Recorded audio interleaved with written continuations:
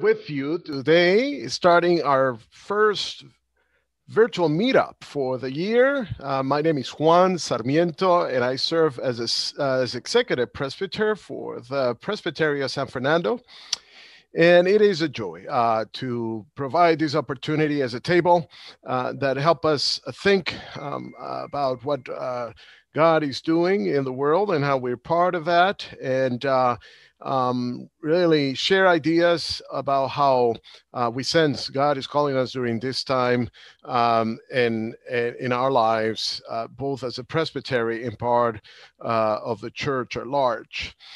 We have the opportunity of having with us two wonderful guests that express much of what we're going to be talking about today.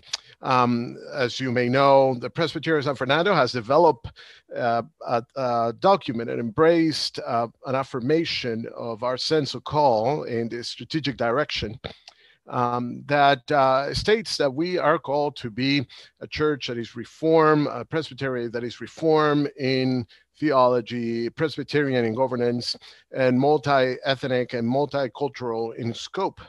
And one of the elements of that, the strategic direction, has to do precisely with the element of leadership formation, developing leaders. And I am pleased to have two very special guests to talk to us about that and share a little bit about their experience from the broader perspective, a perspective that is a little bit different than ours.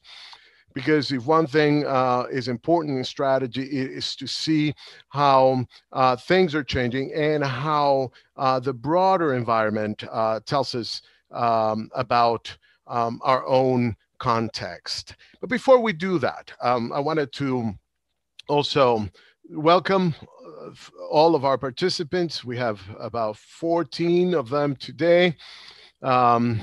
Reverend Barbara Haddon, Reverend Doug Nason, we have Guillermo Yela, Jean Struckmorton, Joyce Osborne, Marguerite Miner, and others joining us today. I know that Mike Hamill is also with us. Mike Harbert is with us, and we want to welcome you, and even those of you that I probably did not mention your name, Robert Cox.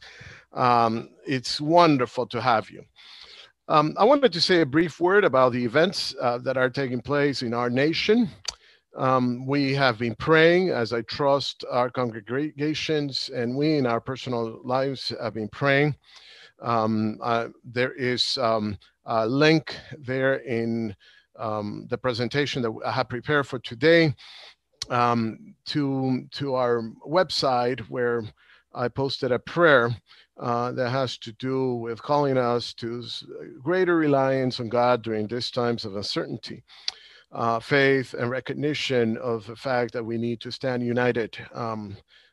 It is important that regardless of our different perspectives of the events and even the political scene nationally, that we recognize that we need each other as the people of God, and that we need to seek the well-being of our country. So having said that, I want to proceed with the introductions of these two wonderful guests. And the first person that I would like to welcome is Janine Tanahuvia. Come on in, Janine. Welcome. Hi, everybody. Thank you. Great to have you. How are you doing today? Blessed, definitely blessed. This is definitely a different time we're living in, and just super blessed that I'm healthy, and I would say 100% recovered from COVID. So praise God. Praise be to God for that. We're glad you can join us today.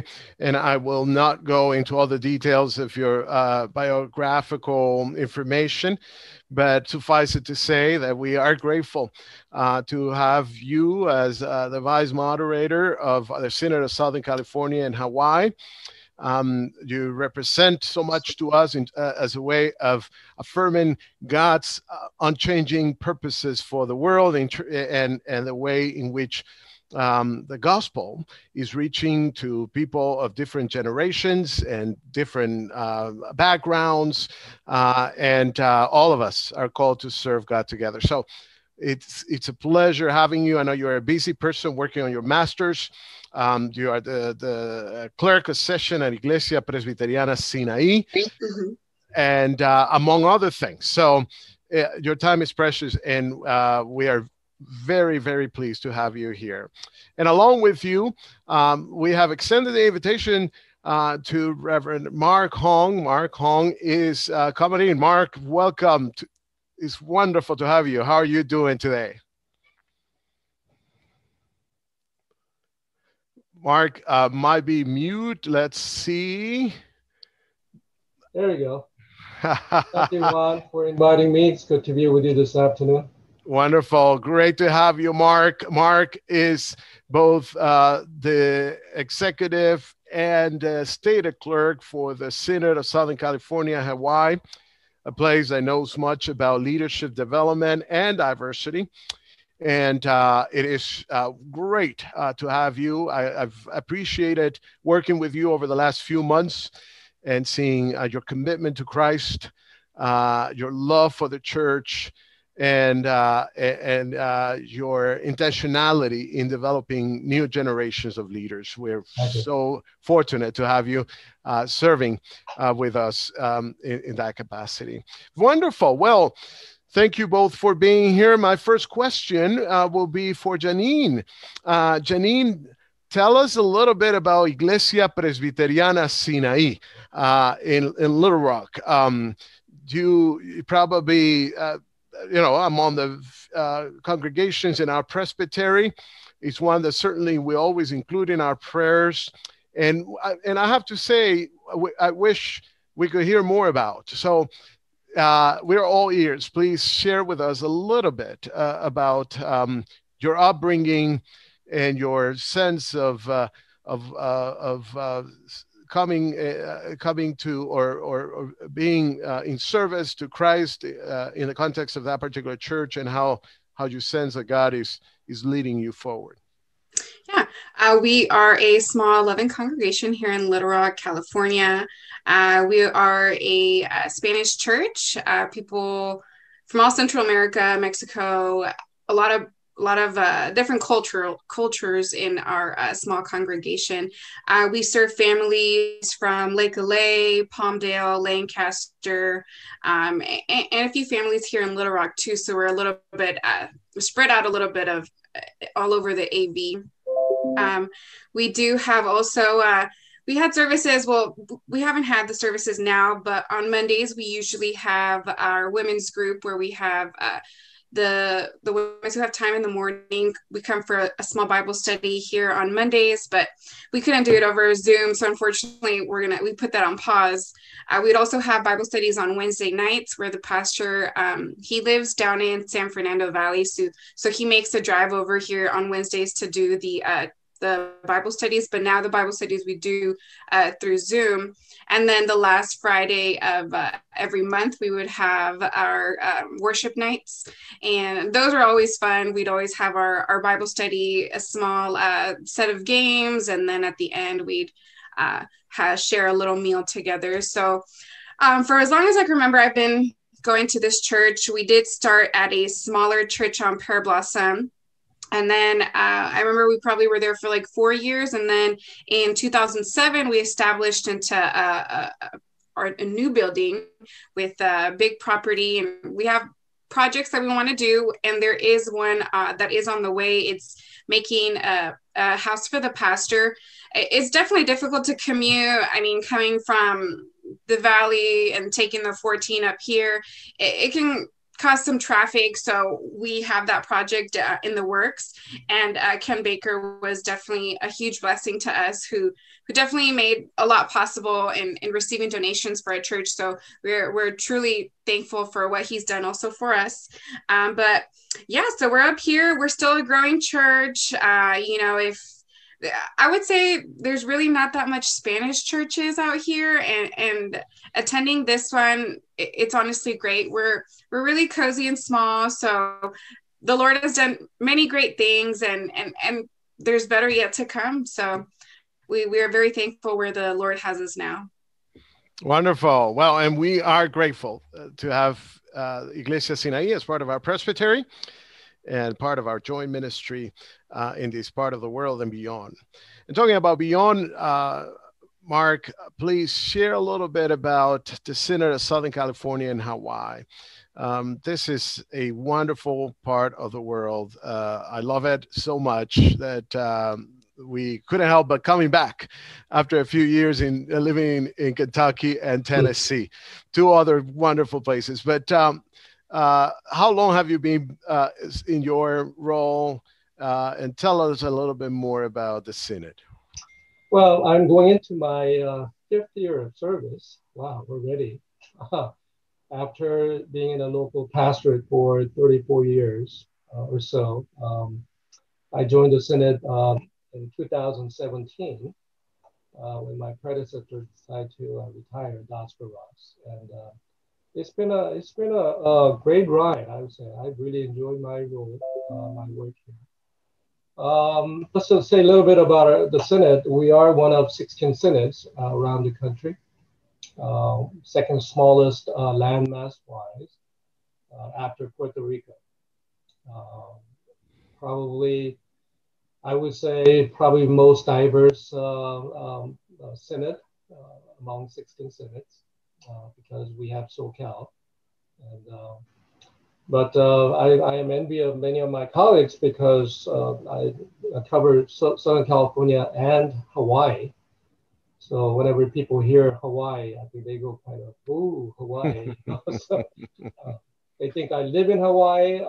They ask me whether I am from Hawaii or I'm moving to Hawaii, which none of it applies to me. But I've lived in Southern California since '71. So I guess almost indigenous. But the Synod has gone through quite a transformation, not only ours, but everyone in our denomination around the country. We have gone through a lot of changes, and currently the Synod my primary role is to support you and other presbytery leaders to assist you as you continue to lead your presbytery. Wonderful. Well, we have, and you will notice we are in transition in so many ways. And one of the things that we are coping is with the technology side of things. I had a little bit of a description of both the diversity within the district of the San Fernando Presbytery, and also within the district of the Synod. But if I'm able to share that in a moment, I will. But I wanted to remind everyone that is participating in this to please use the chat box or the question and answer box. You could also do that to ask questions of our guests today, particularly in relation to those two elements that have to do with diversity, racial, ethnic diversity, and leadership formation. One of the things that I see the Synod doing is empowering diverse leadership through a program or a committee, a task force. I'm not sure what the appropriate term is, but it is called REPL. Can you tell us a little bit about it? How can people be part of it? How can leaders see it as a source of perhaps encouragement along the way as they seek to respond to God's call in their lives? Yeah, REPL stands for Racial Ethnic Pastoral Leadership, and it is a scholarship, basically a scholarship giving entity within the Synod that gives scholarship to those individuals of BIPOC who are attending seminary. In order to qualify, the person needs to be under care at a presbytery, and we do have pretty good investment and the interest that we draw. We give out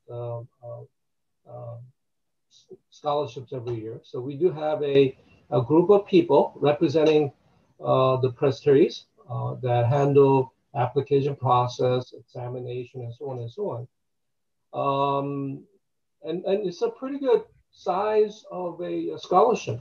It could be 7 to 10,000 a year, depending on the fund availability. But we have been trying to put the words out, and I have a feeling that some individuals are kind of falling through the crack, not receiving those scholarships. But if you can put the words out, and if you know anybody, who fits that category, we do have applications posted on our website, synod.org. We're the original synod, that our URL is synod.org. We don't have to say anything else. We are the synod.org. Thank you, Mark. And that's one of the reasons I'm so excited to have you, because you can let people know about these opportunities. Now, a question for Janine, and you might be seeing a picture. I was able to get it up there, a picture of the facilities of Iglesia Presbyteriana Sinai. There's certainly a sense in which people equate being Latino with being Roman Catholic, which, is something that is very much part of our heritage and identity. How does that happen? How can a Latino, or in Mark's case, probably it would be a different story, but how can you, in your particular case, be part of a Presbyterian church, of the Presbyterian church? Tell us a little bit. Was your upbringing certainly that had to do with that? How do you invite others to be part of the church and consider seeing themselves as leaders within the church? And if so, how do you do that? Like, how do we invite other people? I mean, I think for the most part, I've always heard too, in like the Latino culture, usually you are Catholic. I mean, our church next to us is Catholic. My own mom, she was raised as a Catholic. Both of my parents, they were born in Guatemala.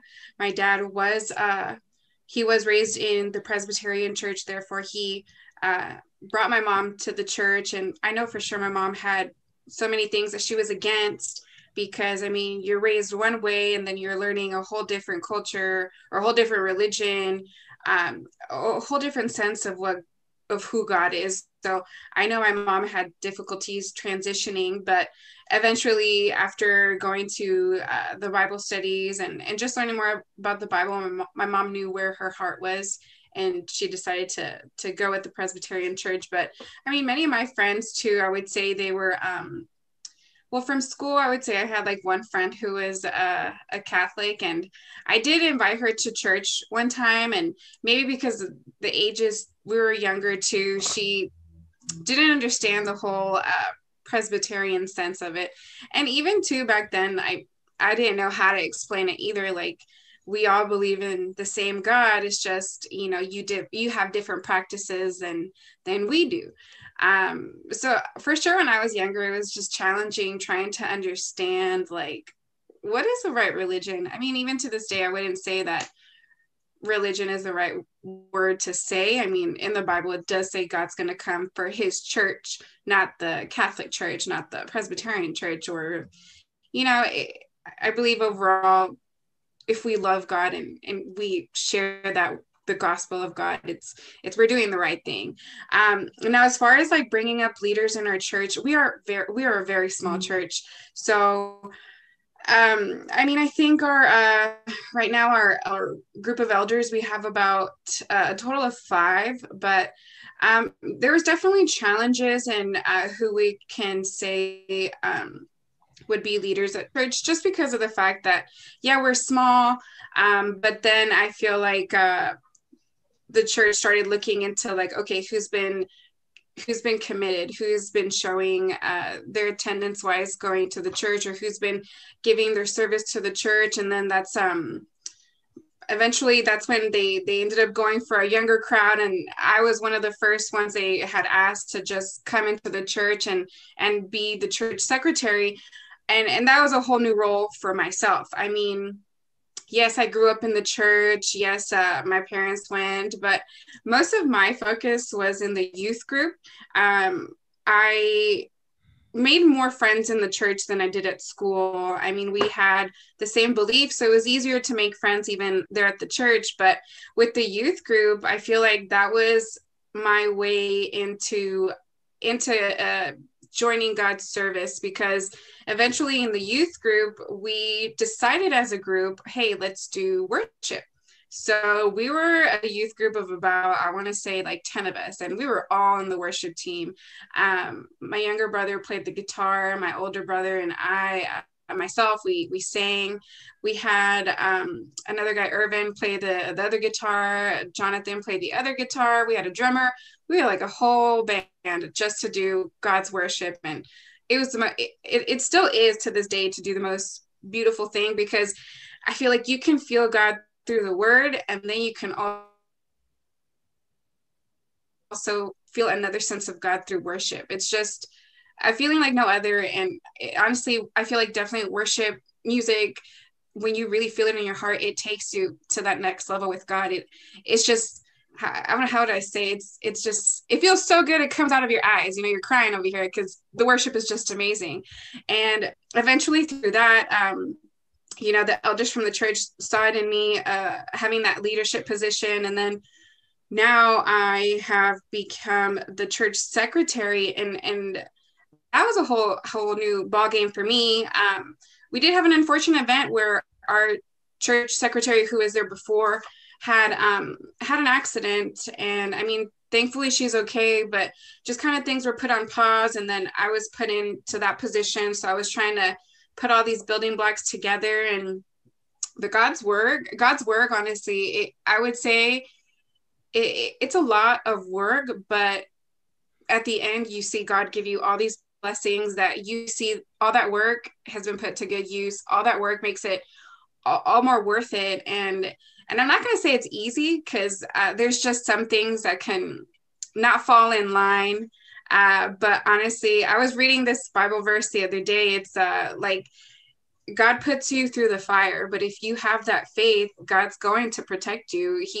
He's going to be there, and you have to have that faith to know that you are able to do the things that God put you to do. So now that I have been giving these two other positions, which was a Vice-Moderator, and then you had asked me to become commissioner, I was a little like, am I ready? Do I even know what I'm doing? And I really don't know what I'm doing. This is all new to me, but the reason why I accepted is because, no, I'm going to accept this because God wants me to be here. There is a purpose that God is putting these positions in front of me, and I'm taking that leap of faith, and here I am today. And like I said, everything is new. So that is the exciting part of it. You know, you're discovering something new that God is providing for you. So that's also the exciting part of the journey, that God always knows what he's doing, and you might not know what your purpose is, but God does. That's right. And that is what is exciting about this journey of adaptive change. We might not know, things are different. The world has changed. In the words of Todd Balsinger, we are kind of canoeing the mountains, but I'm glad we're together in this.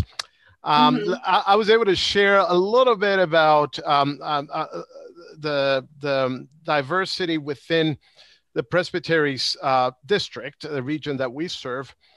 A category that is imperfect, like any categories, but of people that are Euro-American, Anglo-Saxon, or white, 47, people of color or others, 53% in our district. There is also within our churches, we have a wonderful diversity that our hope is that it will continue to grow as we continue to share the good news with our communities and invite them to be part of how God is active in our midst. And then I wanted to share a little bit about a course. But before that, a course that is going to be made available in the next few weeks that has to do with understanding where we're coming from as a presbytery, where we are, and where we want to go, in alignment with our strategic directions. But something I wanted to share was a question Mike Harbour asked from Janine. Janine, is Iglesia Presbiteriana Sinaí in relationship with other Presbyterian churches in the Antelope Valley? There's a church in Acton, there's Horizon Community Church in Palmdale, there's Lancaster Presbyterian Church. In that very vast region of our presbytery, that is the Antelope Valley, have you been in contact? Have you been in relationship with one another in that part of our presbytery? No, but that would be nice. I remember we did have, I attended a meeting with, I believe it was Randy Lovejoy, and there was a member from every congregation at Lancaster Presbyterian Church. And then I remember we did exchange emails, and then we were supposed to get all in touch. And then it was in the works of all of us, having a big service, the Acton Church, the Little Rock Church, the Palmdale Church, and the Lancaster Church. But then somewhere along the lines, I'm not too sure where it stopped, but I think it would definitely be a good idea. I just believe there might just be the language barrier. That's the only thing I would say is that would probably be a little bit complicated, because everybody in my church, they all speak Spanish. And then I'm not sure if some of them have can speak language or can speak English fluently. So I think that would be the only barrier we would have. But we could totally do something, and that would be such a great idea. But definitely when time is good. But as of now, we have not met up. Well, and you know what? COVID has made it possible for us to discover one another in new ways. And we wouldn't be here if it wasn't because of these very unusual circumstances. So we're looking forward to going deeper as a presbytery that helped us come together and serve better together. One of the things, Mark, that I wanted to mention that I really appreciate that we're able to do with the Synod is the Synod doing precisely that, helping us work together to serve the people of the county hospital, USC Medical Hospital. And these are tough days for many of the people living in LA, Los Angeles, kind of being the epicenter of COVID-19 in the United States. Tell us more about the role of that chaplaincy and perhaps other ways in which we as a presbytery can have the joy of collaborating with other presbyteries and congregations across presbyteries, helping serving God's kingdom, God's reign together in different ways. Yeah, as you know, USC or County Med Center is located in the smack middle of downtown, where four presbyteries converge: San Fernando, San Gabriel, Pacific, and Los Ranchos. We have, thankfully, a chaplain in place. She is the only paid chaplain from Protestant denominations. And thankfully, she is supported by the four presbyteries along with the Synod. We have a wonderful person in place, Elizabeth, and she has done really a remarkable work there. And I believe her work is being, already being recognized by the leadership at the hospital. So she has taken on more responsibilities. Yes. And she has been very good about sharing her ministry with our presbyteries by attending the presbytery meetings, making reports, and sharing the news and sharing the needs, so that the folks from four presbyteries can participate in it. Now, it is located in downtown. It may be away from, let's say, where you may be. Obviously, from San Fernando Valley, it's some distance. But life, you never know what may happen. Let's say if you get into an accident in downtown somewhere, you are going to be transported to that hospital. Or you may know someone who needs medical care in downtown. So if you get a hold of Elizabeth, she'll make sure that, she will visit with someone that may be part of your congregation or your friend. She's very good about that. And then along with it, as time passes, we do have some, challenges with the support. And I really want to thank San Fernando for designating your portion of the partnering grant from the Synod to support that ministry. But that runs out in near future. And I really hope that San Fernando can continue to support. It's not a lot, it's a monthly support, and it's a good amount, but it's really a worthwhile investment for that chaplaincy program, because she's the only one we have representing, Presbyterian Church. Well, I wanted to say, yes, Mark, couple of things. One, people in our congregations might not know that there is a Presbyterian minister supported by you, walking with people in the midst of COVID, in the midst of circumstances, maxed out emergency rooms.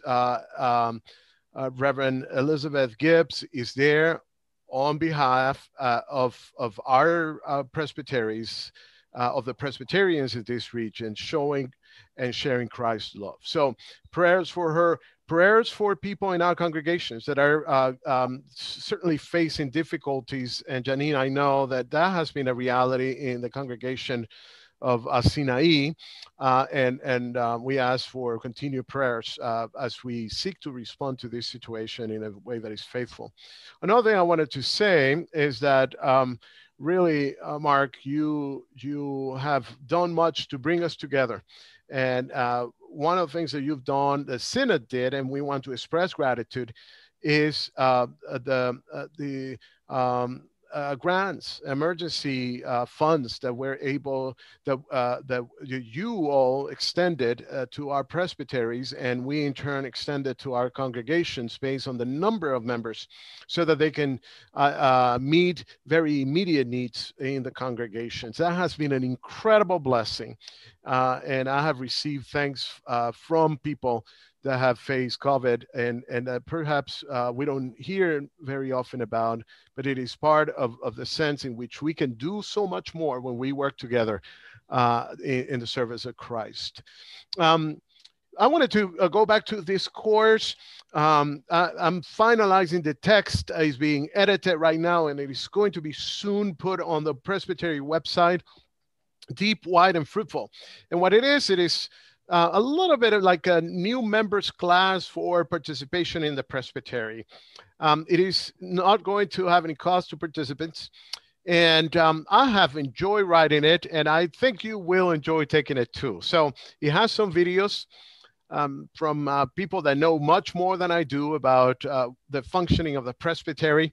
But more importantly, it is an opportunity for us to hear from you about ideas in ways in which we can better serve the church as a presbytery, and hopefully also let everybody know of the wonderful things that God is doing in our work together, in our connectional life. So Deep, Wide, and Fruitful, look for that, and you will. I believe it is going to be a good, very helpful online course for everyone who takes it. Something about the roots and this image struck me, because sometimes we see the forest and we think we're all trees, separate trees, whereas the reality is that we're interconnected with one another. And I think the idea of partnership is being highlighted through statements of our General Assembly. Presbyterians do mission in partnership, and the connectional ideals that lead our work in both Synod and Presbytery as church councils highlight that reality. We are in this together. We're better together. And we have to recognize and learn from one another and enrich our lives because that will be very strategic. And no single congregation as large and solid as he might think of being can live without the nurturing and the participation of the people of God beyond itself. So it is important. In relation to the Synod of Southern California and Hawaii, you are ahead of us in terms of representing the communities. You yourself, Mark, were born in South Korea, I understand. You've been here since 71, so quite a bit of time. But tell us a little bit about the diversity, particularly the Asian diversity within our Presbyterian family in Southern California. Well, I mean, as your screen shows, people of color is 39%, and probably more than any other areas, we do have diversity. For example, San Gabriel Valley, San Gabriel Presbytery probably has the most number of Asian Americans in that region. And having that diversity is good. Obviously, we talk about that all the time. But that's a general population. We're in a denomination, roughly a little bit over 90% is white, and less than 10% BIPOC. So in a way, as you have shown your slides before, the church has a little bit of makeup to do. We need to catch up a bit on this diversity. Now, what does that entail? Well, I want to thank San Fernando for deliberately, conscientiously, kind of casting a vision to become more diverse. And I think because where you are, area-wise, it's a needed call. It's a needed situation. It's our reality. And I think there was I hear this question a lot lately. Is there a future in the church? That question may arise a little bit later on in this conversation. But, well, the part of that the answer to that question is that, well, we have to look at where we are. And the church needs to exist in that reality. And, during this COVID, we're seeing a lot of business go out of, business. I know of several, for example, Korean restaurants who have been in business for 30, 40 years going out of business. And number of the reasons is that they just were not able to adjust to the situation, to the new reality. And I'm not trying to compare, restaurants with church, but in a way, the church also needs to adjust to its reality in order to ensure that there is a future in the church. And I think my place in the Synod is an indication of such diversity. I look around my colleagues in other synods, and I really doubt whether those synods can really call an Asian American a person of BIPOC as an executive and stated clerk in their own region, just because they just don't have that kind of diversity. But in Southern California, we do. And in looking at our world and looking at our immediate neighborhood, looking at our immediate harvest field, the church needs to do what it needs to do and what it can to ensure that the church itself is a reflective of this neighborhood. Yes, absolutely. I would say that it's very strategic and faithful to the gospel in the sense that we, as the people of God, are given gifts, are called to to serve in different capacities, and to demonstrate the goodness of the gospel in the world as it is. And something that I wanted to share about the United States is we are there's about a 1/4 of the population of the United States that will be from different ethnicities, or ethnicities are different, and are the broader population. And God is certainly at work in the midst of all that. The question about the future of the church is important, Mark, and a lot of us are asking it these times. If we are perfectly honest, strategically, but also as people that are committed to God and to God's work. And however, I mean, one thing that people have mentioned is that the future of the church is will be related to the future of the world. I mean, because we are salt and light, and we're called to proclaim the message of Christ and to embody the message of Christ. In your perception, Janine, what you're younger than Mark and I, and you have openly mentioned your age of 28, so you're young in many Presbyterian circles, and I'm glad you are, because you have probably a better perception of the future than we all do, than most of us do. What role will faith play? I mean, is there a future for? Do you think that people of unit generations will even work or care about church at all? Oh yeah, I mean, even the future generations. 2019, I had the opportunity to chaperone for the Encino's youth group. It was like a group of 3 kids, but I got the chance to go to the youth triennium. It was in Indiana.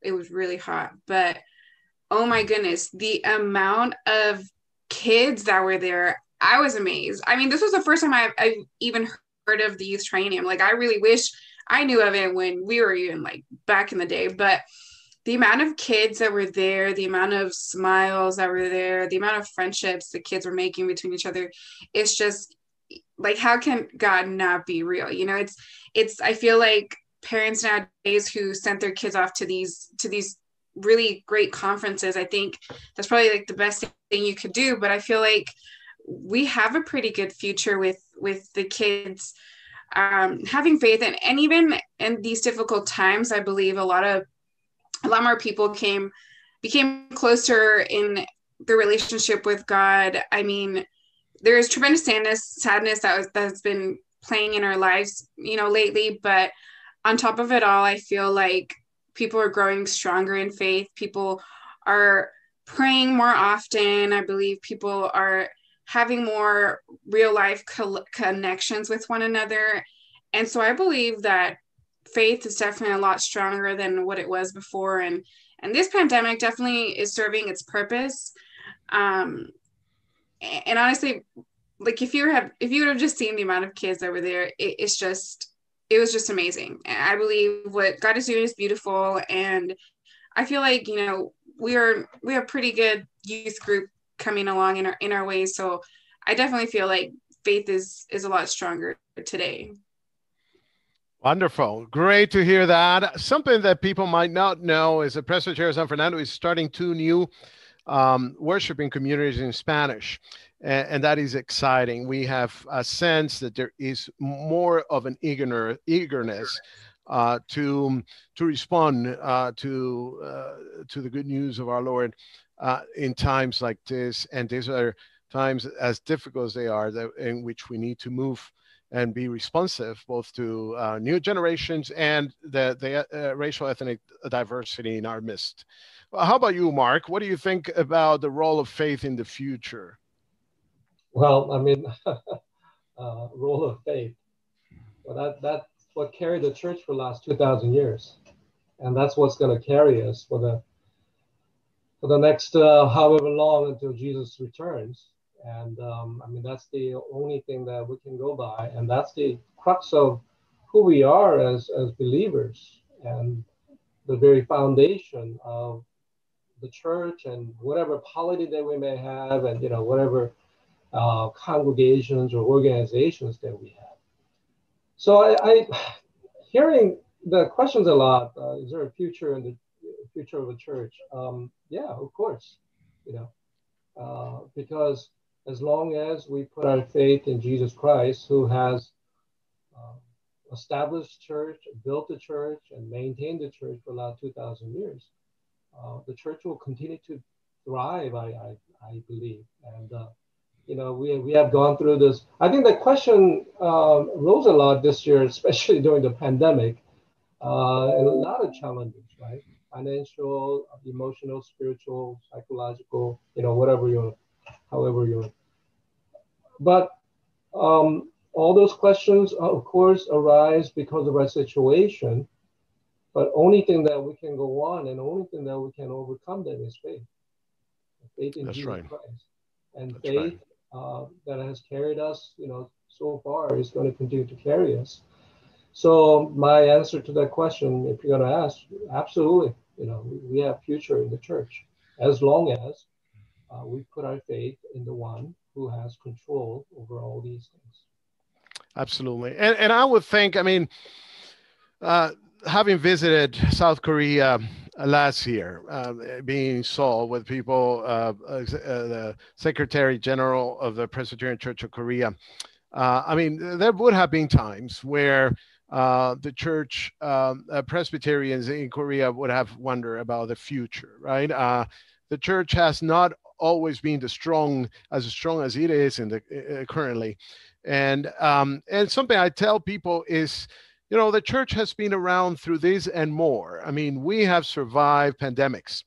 The church is changing and will change, and that is well within our identity as semper reformanda, the church always being reformed, but according to the Word of God and rooted in Christ, and having Him as our head is what matters, even in the midst of all pain. And we don't do that. We don't announce that triumphalistically, but with confidence, with a humble confidence that God gives us through the Spirit.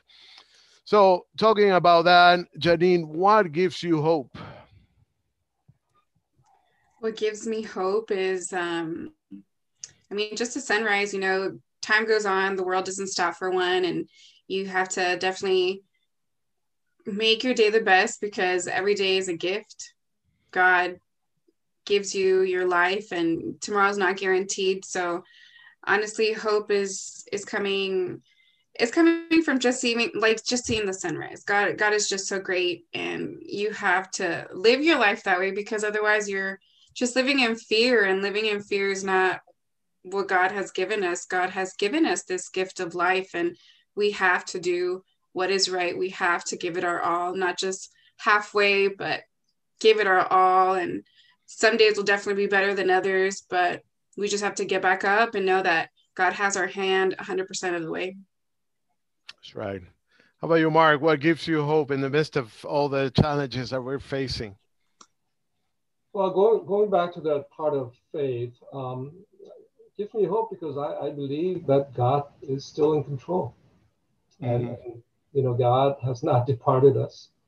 God is with us. And God, who has been with us, especially this denomination for the last 300 years or so, going through thick and thin, separation, disunity, some strife, but at times, a lot of times, a blessing that God is still with us, and the God is still leading us into the future.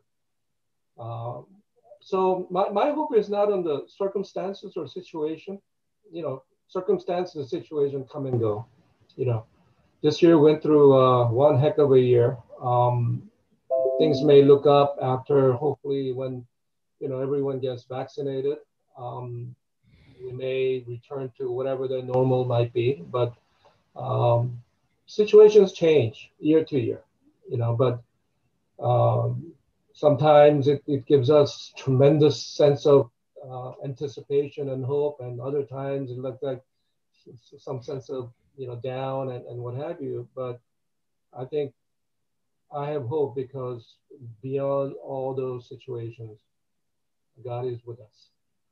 And He's walking with us, and that sense of faith is the only thing that I can go on grabbing onto the hope, even during this certain time period, a certain period that it seems to be such a downer.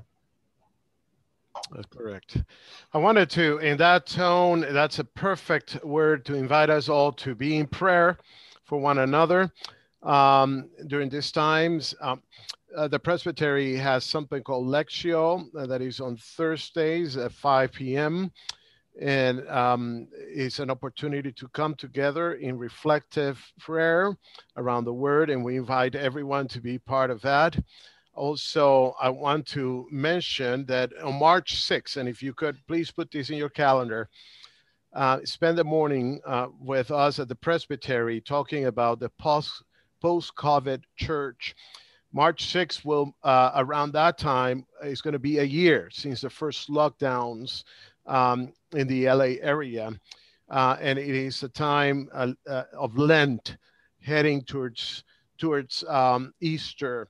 We're going to have with us Alan Hirsch, who is an author from South Africa and an activist, and one of the pioneers of popularizers of the missional church kind of mentality, vision that has driven so much of what we do here at the San Fernando Presbytery for the last 20 years, when we embraced that tagline, every congregation a mission center. So Alan Hirsch is going to be one of the speakers. I'm pleased to mention that Dr. Jerry North is going to be part of the program.